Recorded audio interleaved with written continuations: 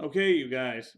So, as I just mentioned, I don't, in my last part, I don't remember if it was in the beginning or in the end. I had some things I had to look up here, so I don't remember exactly where I said it. But in the my first part of this teaching, I had said that James was one of my favorite books of the Bible, and that is because it just packs a powerful punch into so many into only so many chapters. And some of the chapters are like this one's kind of long. It's 27 verses, so you're going to get a few verses more verses from me than you usually do, but it's a great teaching. And this is a book that I can't speak for anyone, but for myself, whenever I read it, it's hard to put down. It's like a bestseller. Once you start reading it, you don't want to put it down. So anyway, let's just jump right into it because there is a lot of information that I want to pack in here, and I want to do so in the same time that I usually do, which is going to be difficult if I don't get into it on a timely fashion. So we've prayed, we've set the stage, so let's keep going. Let's get going, I should say. James chapter 1, verse 1. James, a servant of God and of the Lord Jesus Christ, to the 12 tribes scattered among the nations. Now, we know that the 12 actually has, the 12 tribes represent the tribes of Israel. We have the 12 disciples, which I don't think that James wasn't one of them because the Bible tells us that the Jesus' own brothers were not uh, believers until the resurrection or after the resurrection. I don't know if it was right before or right after, but I think it was right after. And James was a biological brother of Jesus, at least half. And we have to quantify, we have to specify that if we're going to teach it correctly, because Jesus didn't have any full blood siblings because he was born of a virgin birth through the Holy Spirit uh, gave Mary the divine ability to have birth to give birth to Jesus, and the rest of the Jesus brothers and sisters were born, but with the help of Joseph. So they were all natural births, obviously, except Jesus Christ. So Jesus. Well, next time you hear that Jesus and James were brothers, keep in mind that they're half brothers. Not a big deal, but obviously something I'm careful with because if we're going to teach the word, we have to teach it correctly. And obviously, whether Jesus and James were full blood brothers or not is not a salvation issue, but we still always have to be careful of how we present our information in the Bible. So just a little bit of an observation there. Okay, so trials and temptations, we all have them. We know that. So how are we to handle them? Consider it pure joy, my brothers and sisters, whenever you face trials of many kinds, because you know that the testing of your faith produces perseverance. When we go through something hard, what does that require in order to get through the situation? Well, we can give up, but oftentimes in life we don't have that choice. We have to persevere. We have to go on. We have to go on living our lives when our circumstances get tough. So let perseverance finish its work so that you may be mature and complete, not lacking anything. If any of you lacks wisdom, you should ask God, who gives generously to all without finding fault, and it will be given to you. So again, we have to ask, like we talked about. If you want to go back and look at my teaching in First John, yesterday we talked about how chapter 5, how we need to ask things in the name of the Father, and that's and let our will be let His will be done, and things will be given to us. So we need to do the same thing. We need to spend time in prayer and ask that the Lord's will be done in times of trials. But when you ask, you must believe and not doubt, because the one who doubts is like a wave of the sea, blown and tossed by the wind. That person should not expect to receive from the Lord anything from the Lord. Such a person is double minded and unstable in all they do. Now, those are strong words, but why? But think about it. Why would we really ask Jesus to do something in our lives if we really didn't believe that He could do it?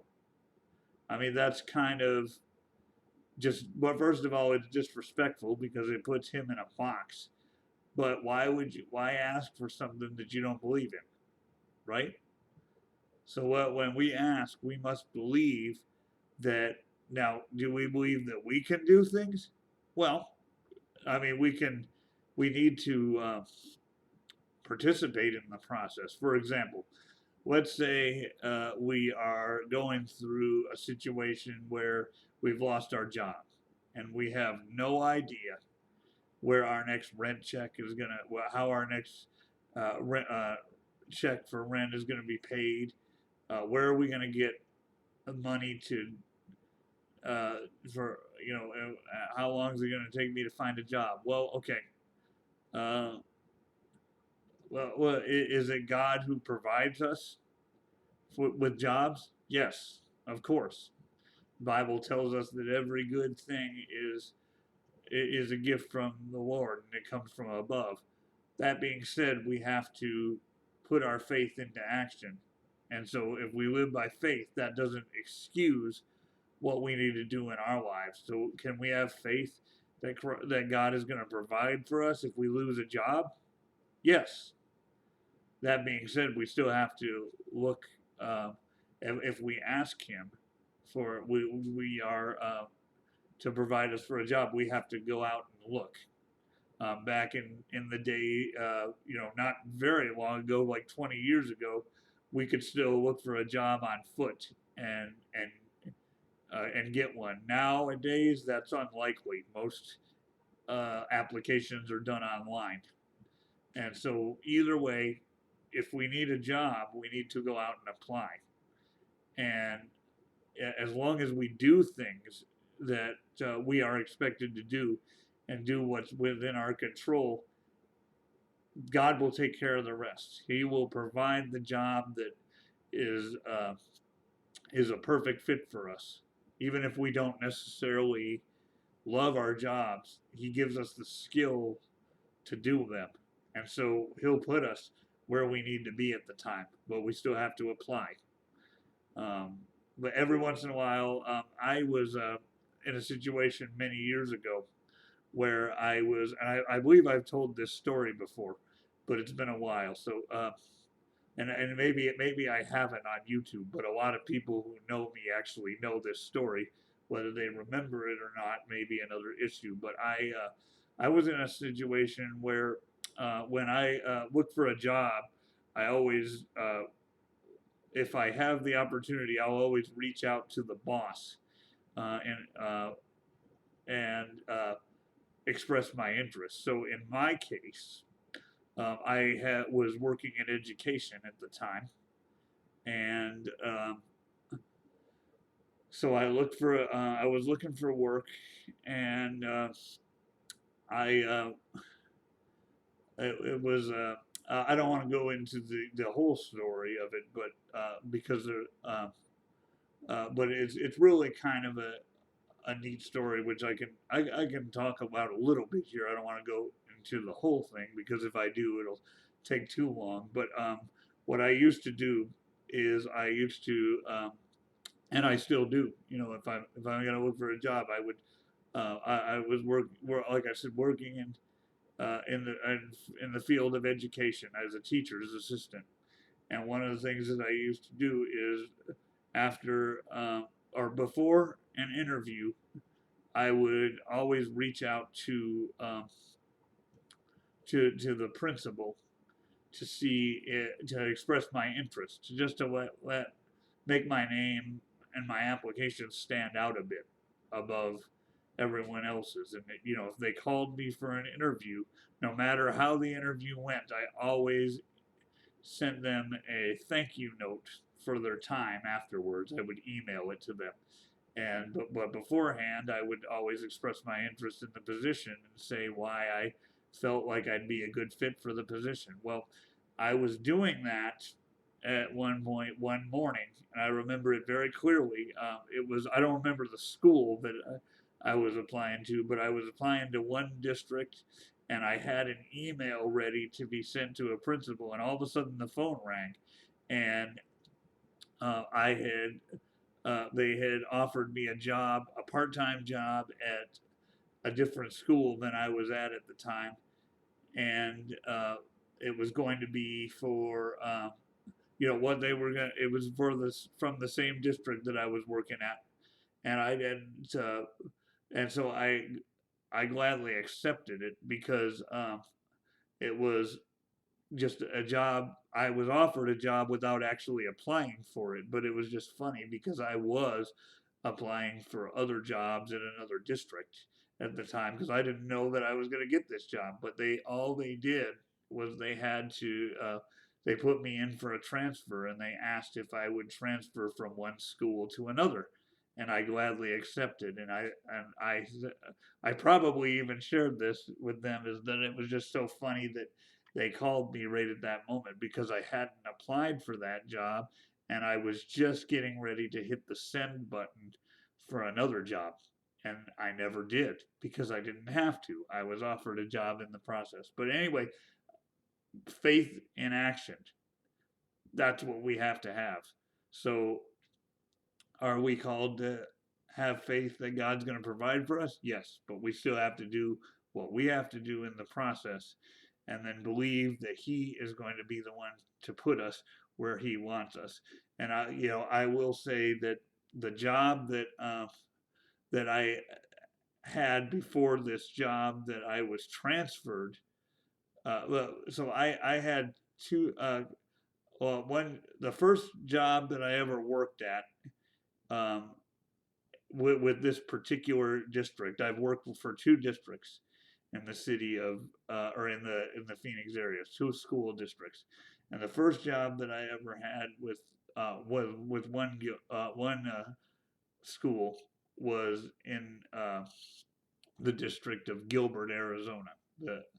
And it's funny because the schools that I worked at were never actually in the city of the district that I worked in, um, but the first job that I ever accepted in Gilbert, Arizona, or in the Gilbert district, which was not really one that I wanted, not because I didn't think it was a good job, but I was only offered like I think 3.5 hours a day at one point, and I told the guy who was interviewing me that that would be hard for me to accept that kind of job because I had to go really far out and I didn't have the best transportation. I had decent transportation at the time, but it wasn't as good as it is now for a number of reasons, which I won't go into at the moment. But anyway, so I would have had to have spent a lot of travel time and for 3.5 hours, and I just didn't know if it was worth it. And I told him that I said, if you want to put me, if you hire me for this job, I don't think I can take the very part time position because it just doesn't. It's not enough hours for it to make it worth it. And he understood my perspective. And at the very end of the interview, he says to me, "Well, if I hire you for the very part-time position, which I believe, like I said, was 3.5 hours. Will you take it?" And I said, "Well, it's going to be very difficult to do that given my circumstances," which I explained to him. And he said, "I agree with that to a certain extent," but he said, "At the same time, right now, you're trying to get your foot in the door. and you should take whatever you can. And I thought about it for a second, and I said, okay, if you uh, if you select me for that position, I'll take it. And he did. And it was actually pretty funny because I had I received the call back that I was selected on my birthday, and I believe, if I have my years right, I believe that was April 4th of 2012, I believe it was. I'd have to look at my records. It might have been. Um, I don't know. It might have actually been 2011. Um, but I think it was 12. I don't know. I can't remember exactly, but it was just a funny thing because it wasn't. I'd have to look on my resume, and which I haven't made one in a while, so I may not have my days straight. Um, but no, it was 2000. Uh, yeah, it was 2010, I think, that I had worked. Anyway, I don't know. I'm getting off track here, but anyway, my point was that through the job that I didn't initially want to take, I'm really glad I did, because that job that I took not only for 3.5 hours a day, but it was near the end of the school year, so they were really looking for help, big time, and they uh, they uh, they the reason that I didn't want to take it was because I didn't think I'd be there very long, and I didn't want to make the trip out there. But I'm really glad I did, because it opened up the door for me to work at another school that I got, and I got that job in 2012. So yeah, this must have been 2012 as well. Um, that Yeah. So anyway, I don't know. I'm getting my dates kind of mixed up, I think, but it's not that important. What is important is that the Lord provided that in an unlikely circumstance, and I knew that He could do it, and um, it was like He was the one talking to me through the guy who was interviewing me, saying, if you're offered this position, take it. You never know what it can lead to, and it led to me getting another job quite easily. So anyway, I don't want to spend more time, um, racking my brains about timelines, just because so much has happened since then. It's been, you know, about 10 years at least. So anyway, but that was quite an experience. But anyway, so okay, so let's keep going. So we have to have faith in what we ask, and if we don't, we're unstable in what we do. Believers in humble circumstances ought to take pride in their high position. Verse 9. But the rich should take pride in their humiliation, since they will pass away like a wildflower. For the sun rises with scorching heat and withers with the plant. Its scorching heat. Let's see.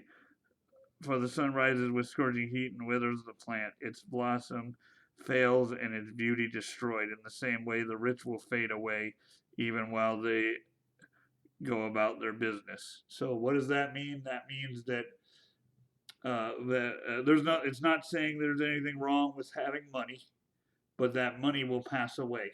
So let's not put our hope into our possessions, as we've talked about in Matthew 6. I can go ahead, and I'm not going to read that, too much, but I can have you read it for yourselves, because there's another point that I want to make here.